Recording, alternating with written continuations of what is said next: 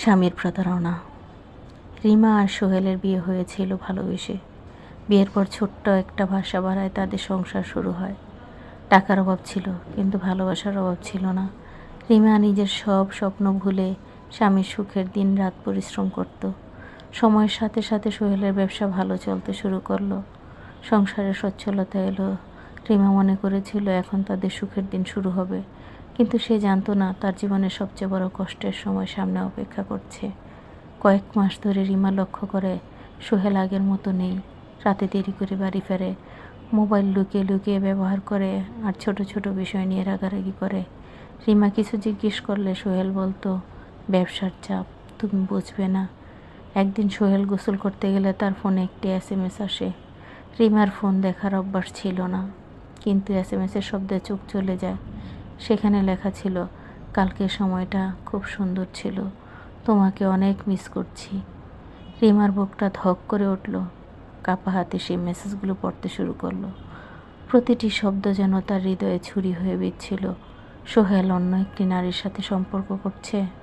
সেদিন রাতে রিমা কিছুই বলেনি, শুধু চুপচাপ বসেছিল। তার চোখে পানি থামছিল না। যে মানুষটাকে সে নিজের পৃথিবী মনে করত, সেই মানুষটাই তার বিশ্বাস ভেঙে দিয়েছে।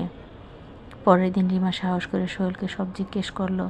প্রথমে সোহেল অস্বীকার করলো, কিন্তু পরে প্রমাণ দেখে চুপ হয়ে গেল।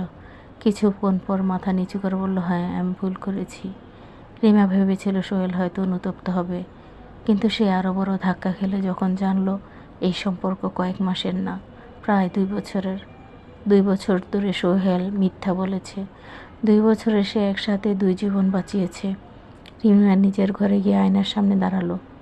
সে নিজেকে প্রশ্ন করল, আমার ভুল কোথায় ছিল? আমি কি কম ভালোবেসেছিলাম? কিন্তু কোনো উত্তর পেল না। কয়েকদিন পর রিমা সিদ্ধান্ত নিল, সে নিজের সম্মান নিয়ে বাঁচবে। কষ্ট তাকে ভেঙে দিয়েছে, কিন্তু শেষ করে দিতে পারেনি। সে নিজের কাজ শুরু করলো, নিজের জীবন নতুন করে গুছিয়ে নিতে লাগলো। একদিন সোহেল ফিরে এসে বলল, আমাকে আরেকটু সুযোগ দাও। রিমা শান্ত গলায় উত্তর দিল, ভাঙা কাজ জোড়া লাগানো যায়, কিন্তু আগের মতো আর স্বচ্ছ হয় না। তুমি শুধু আমার বিশ্বাস ভাঙনি, আমার ভালোবাসাকেও অপমান করেছ। সোহেল মাথা নিচু করে চলে গেল। রিমার চোখে পানি পানি ছিল, কিন্তু সেই পানির সাথে ছিল আত্মসম্মানের শক্তি। সে বুঝে গিয়েছিল জীবনের সবচেয়ে বড় ক্ষতি ভালোবাসা হারানো নয়, নিজেকে মর্যাদা হারানো।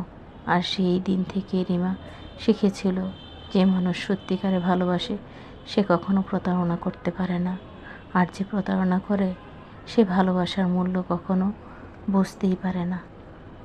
তাই ভালোবাসা ঠিক, কিন্তু নিজের সম্মানটাকেও আগে দেখতে হবে।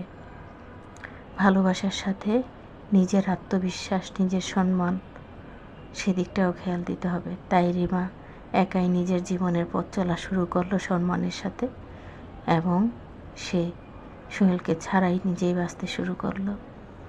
ভালোবাসা, ভালো থেকো।